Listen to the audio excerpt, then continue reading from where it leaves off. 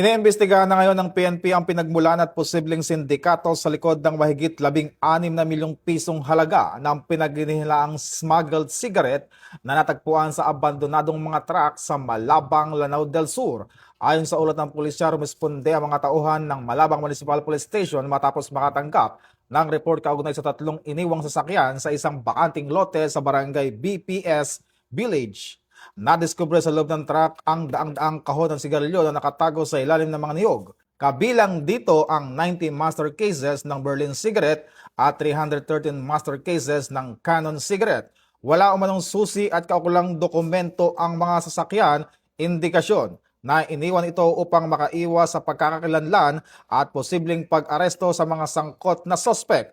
Ayon kay PNP Chief Police General Jose Melencio Nartates Jr., paigtingin pa ang investigasyon upang matukoy ang mga nasa likod ng ilegal na operasyon. Kasalukuyang nasa kustodiya ng pulisya ang mga nakumpiskang kontrabando habang inihahanda ang turnover nito sa Bureau of Custom para sa kaukulang disposisyon.